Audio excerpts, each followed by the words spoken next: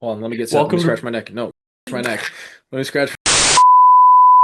Okay, God, wait, that was bad. We're good. Oh, We're so back. Welcome to Running the Table, the podcast where we run through everything on the table in the world of college basketball. Drew, this is your conference, your bread and butter, your you're home, the darn Big right. East. Welcome back to the Big East. It's really mid this year. High floor, low ceiling. We're probably gonna have like three teams at the most. It's not the best that we've ever seen it, but without further ado, let's run it. We're starting off with top of the conference after their most recent win just tonight at the time of this recording. The Yukon Huskies. They are a top five team in the country, or borderline top five. With this win, they probably propel themselves right back in that conversation for a one seed. They are an overall just they're a great team. There's no pushing past it. Maybe not as dominant as we've seen in some of the two national championship teams, but they're still right in that conversation. So, technically speaking, in the running the table multiverse, because we skipped last year, does that mean that UConn is somehow the back-to-back national champions, the reigning back-to-back God national no. champions, and I going for a three-peat because last year doesn't exist on this channel? no. Is that what that means? I I think refuse because if it haven't given away, I don't like this team. that's a good point, and that also means that Purdue has most recently lost a national championship on this. Purdue's national championship loss sent us into a spiral where we didn't record together for 2 years. Dang, Pretty it much. affected me more than it impacted you, if that's the case. That's Anyway, true. UConn, they are who they are. They're back. They've been up near the top five or inside the top five the entire season, and Danny Hurley has got his boys rolling.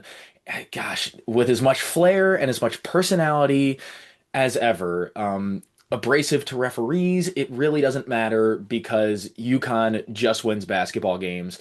And especially when this conference so sorely needs a top dog, it's kind of refreshing to see UConn at the top because the deeper they go into the tournament, the better it is for the conference. So this conference that tears each other apart at the seams in the regular season gets to March, and then we're all unified under one common goal of seeing a Big East team win a national championship game. So go for three. Go for the three-peat, baby. It's never been done before.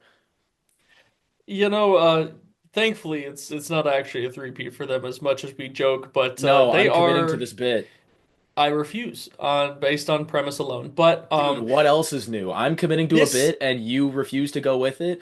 It's like nothing has we're changed. back to business. But We're back. this UConn team is particularly interesting to me mainly because of the fact that they're pretty efficient offense, but they don't score that many points. They only average 79.2 points per game, and their top five scorers are all in double figures, and that's kind of where the majority of their points come from. Especially Terrace Reed in the center is an elite player for them, especially on both ends of the floor as well, because he averages 2 blocks per game. But they're about as inconsistent and quote worrisome as a 25 and now 26 and 3 team could be because they just haven't been super convincing in some of their wins, especially through Big Ten play. Both Providence and Georgetown have given them fits in both games this year, even though they came out with all of those wins, and Butler put up a fight against them and only lost by 10 at Hinkle. Oh, yay. Thanks. You know what that gets us? Consolation No, you know what prize. that gets us? A big old fat L, and we're right around 500.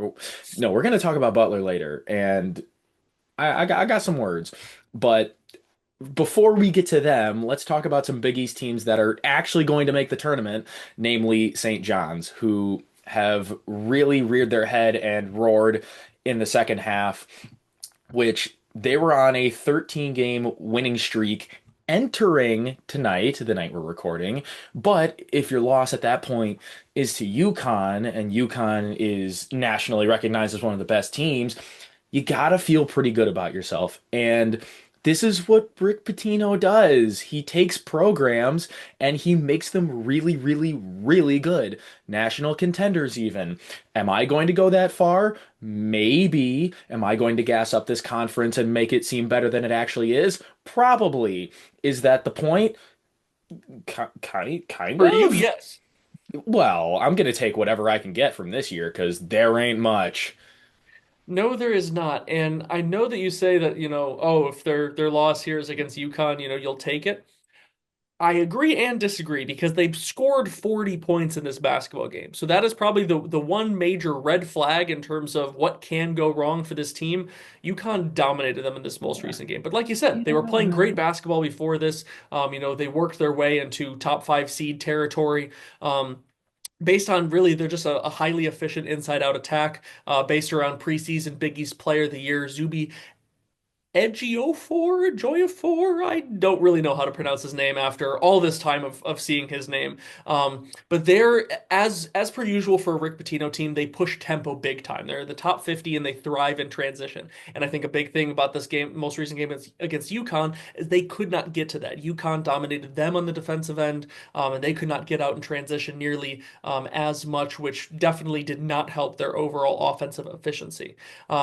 Their defense, on the other hand, kind of relies and emphasizes pressure and traps, especially on the perimeter. It's a bit of a unique defense in the fact of some of that perimeter trapping, and they love causing turnovers from that kind of, mentioning trying to get out in transition. Yeah, it's really nice seeing Villanova back in the mix with the It Big is. East. It's a breath of fresh air, especially with a new coach. Should be considered a significant success, should safely be in the tournament. The thing about Villanova is they don't really have any shocking wins, but none of their losses are really that crazy either. I They're mean, you lose incredibly two to stable. UConn. Yeah, you lose two to UConn. You lose to St. John's, and you're kind of looking up at 22 and 6, and you're like, hey, we got a shot at this thing. So I like Villanova. I mean, about as much as any other member of the Big East, but you know, that's neither here nor there. They're fundamentally sound. It's Villanova basketball, the Villanova basketball that we're used to.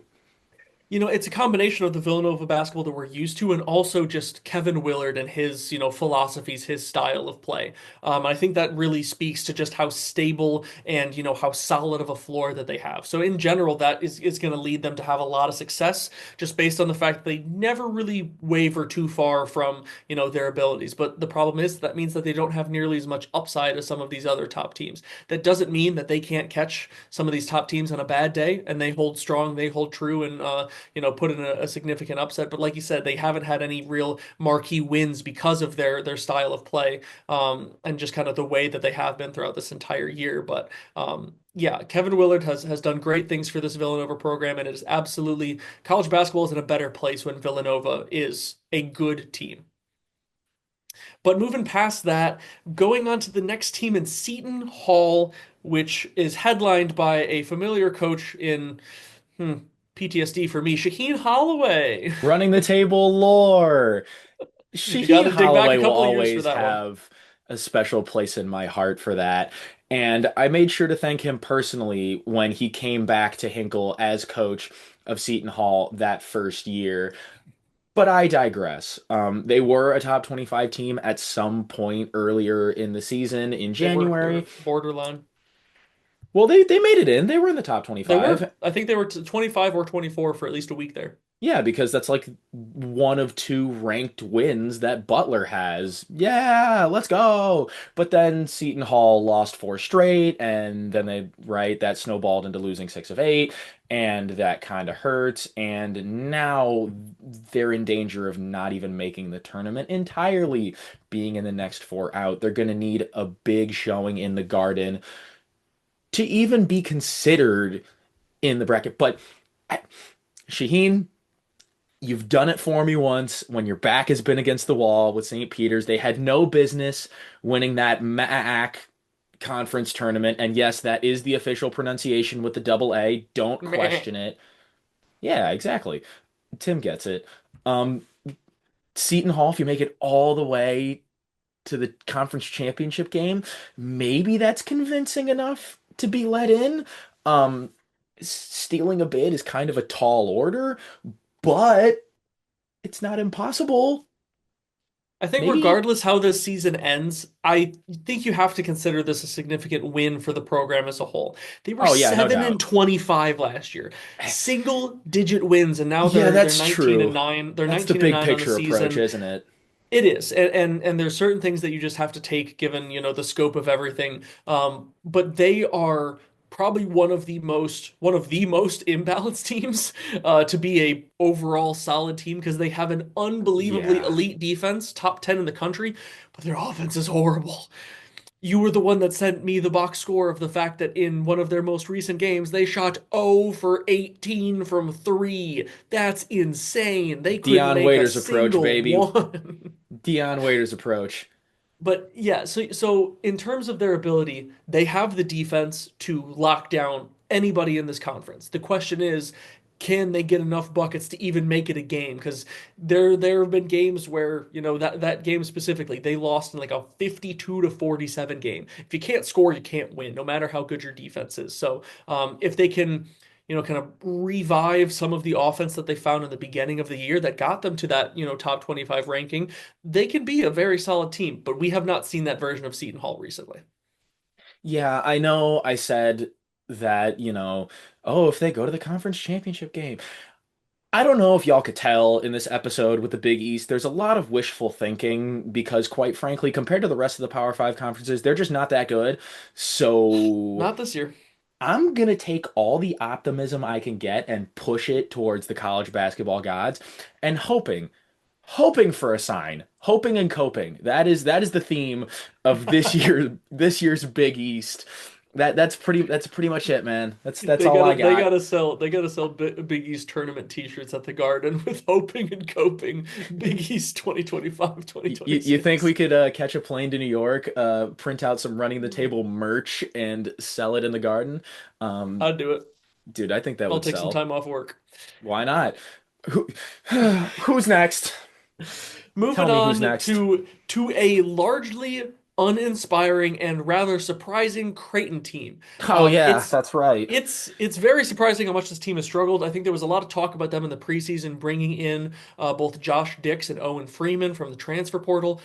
Owen Freeman's been a non-factor. That's probably one of the biggest surprises from the transfer portal. I believe he was the top ranked center coming from. Actually, they both came from Iowa. I kind of forgot about that. Both of those guys came from Iowa, and that has been a big effect, or had a big effect on the way this team plays. They don't have a lot of front court presence because Owen Freeman hasn't done anything, and their guards have tried to pick up the slack, but it just hasn't quite worked. To being a truly good team. They're sitting at 500 flat right now, and they just don't have. They're really I volatile. don't They get it. sometimes have elite upside, but they're just not. They're What, really, really what do inconsistent. what do you mean sometimes? They haven't shown elite upside in like two They, months. they won at UConn recently.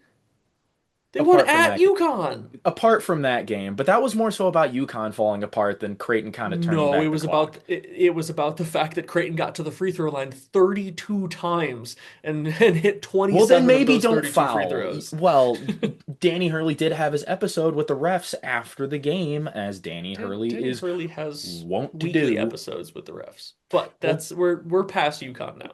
well, guess what? Creighton, you had a decent shot at the tourney, and then you lost 9 to 14, and then that went up in smoke. So now you got to steal a bid, or else this season is considered a massive failure. Definitely. Given the prestige of this program in recent years, and the hype coming in with some of those the transfer class that they had, it's definitely been largely disappointing. And to wrap out So, the Big East, so, speaking of so, largely so, disappointing, before we even go on, I'm just gonna point out that once you get to Creighton in the Big East standings, and that includes your Providence, your Marquette, DePaul, Xavier. Um, the next team we're going to talk about, because if I started on them, I'm going to unleash. We'll get there. Give me like 30 seconds. Like all of them are top 100 in KenPom. Every single one. Every single team in this conference, which yep, means they have a high floor, which sets up for future success. But when you have half the conference treading water in like the 80s and the 90s, that's just not great. And that's not Big East basketball. You said college basketball is better when Villanova's good. Forget that, dude. College basketball is better when the Big East is good. And this year, I hate that they're not. I hate that they're not, but they're not. It's not there. It can be, and I hope it is again. And do you want to segue before I absolutely fly off the rails? No, I mean it's all true. I definitely agree with everything that you said. It's unfortunate to see the state of the Big East this year, and I think that's been unfortunately pretty true over the last couple of years for this team, for your team, the Butler Bulldogs. Pretty much as you have pointed out, essentially since you became a Butler student, and obviously you've been graduated for a bit now, but they are an unfortunately tough team to watch recently. They started out hot. They started at 7-1, and we were Dude, talking I had about Butler hope. being we talked about Butler being a potentially, top three, top four Big East team and really making some moves, but they have really struggled mightily in Big East play. They've come back down to earth. I'll kind of Hey, let you remember that talk about neutral what you've site win seen. against Virginia? You That has you turned out to be an amazing win you and the remember best that win one? by far. You remember that one? And Back in the good old days. The Big East Big Ten Challenge. They beat Northwestern. They did indeed beat They roughly 500 team they did Northwestern. that. They did that. They did a thing. Unfortunately, I that's not great for being a highlight of the season. Dude, why? I mean, one of the draws of going to Butler, after the COVID pandemic was I was like, oh boy, I was in the same boat as you. I'm gonna get to watch a competent college basketball team. Nope. Nope, nope, nope, nope, nope, nope, nope, nope, nope. They haven't As even as been Purdue good. as Purdue did this, Butler unfortunately did Dude, you this. watched them go to a national championship, man. I watched them fire Laval Jordan and have a brief amount of hope with Thad Matta. And I love Thad Matta, stand-up guy. I think he has done more with less than just about anybody in the country. He's a phenomenal coach, but the team's failures are not on him. Um, Butler just doesn't put forth a big enough budget in recruiting and in the transfer portal. And especially in the Big East, if you're going to be a Power Five school, you got to spend money. And Sure. especially considering how they raise tuition and, they get all these donors. I don't care that you're a small private school, you're in Indianapolis. Why don't you make the thing that makes your university recognizable, profitable? Special. Like, why don't you? Because it's a Hinkle great Fieldhouse academic is school. special. It is, and the magic just isn't there right now. You look at the Yeah. student section and it's absolutely empty, and it's sad to see. I mean, Gotta give them something to cheer for. with the exception of the Xavier game, but that's a rivalry game. We expect people to show up. If you have a winning basketball team, people will show up. I mean, in 2020, Butler was a top 5 team in the country. Believe it or not. Yeah. Crazy times. But Um, yeah, I mean, they're just I just want him to be good again. And there yeah, will be a longer video about the state of this program for sure. in the off season because I could talk about it for a while. And God, I'm really tired of being sick and tired and just complaining about this team. I just want them to start winning games again Yeah, because and I really do hope that for them as well because they're another team. You talk about the Big East as a whole. It's a lot more fun when Butler as a program, as a small school in the heart of Indiana, heart of Indianapolis. It's fun to see Butler be a good basketball team, and I hope that they can get back to that. But that kind of wraps a very unusual and not particularly inspiring Big East. But now we get to our conference tournament predictions. Drew, what are no, your thoughts? what are my thoughts? Well, it seems like it's a very three horse race with UConn, Johns, and Nova. Um, and it'd be very, very easy to pick one of those three. So I'm going to throw it to you, Tim. Who do you got? Fair enough. It's very interesting, especially with tonight's development with the St. John's UConn game. I think this fits perfectly into my predictions because St. John's have been playing super well recently. They obviously have this absolute stinker, and I am actually taking this game as exactly the motivation and just essentially slap in the face that Rick Pitino and this team needs to retool to reset and go on another big time run heading into the Big East tournament, and win the trilogy matchup should they face UConn in this Big East championship game. I'm going with St. John's because I just feel like they have all the tools to do it. They've been playing super good basketball recently, but sometimes you need that get right game, and sometimes that comes in the form of a absolute smackdown loss, and I think that's what they got tonight. I can respect that. I can respect that take. I think it's realistic. I think that's absolutely possible. But when we get to Madison Square Garden and the Big East title is on the line, it's not going to be UConn and Johns. It's not going to be them. I wish that was the matchup. I'm envisioning it. That's not going to be the matchup because there's going to be a little team that's going to crash the party, a little team with a dream, A little team that could. the little team that could. Your Butler Bulldogs are winning the Big East. I do not care. Forget everything I just said. Thad Matta, you're coaching for your job. You're going to get it done. He He's kind one of of is the best though. coaches in the country. The guys are going to flow. They're going to get going. They're going to run the floor. They're going to shoot the ball. They're going to shoot the three. They're going to crash the glass. They're going to force havoc. Rick Pitino, Danny Hurley ain't going to know what hit him. Kevin Willard, first year, doesn't matter. Welcome to the Big East. Butler's winning it. Give me the dogs, baby.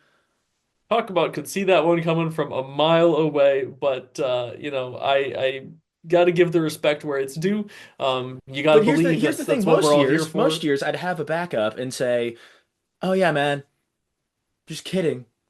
Ain't no kidding this year. Ain't no joking. Ain't no marking. We're running There's it back. there's We're there's no going all the backup for way. Butler this year. We are going all the way."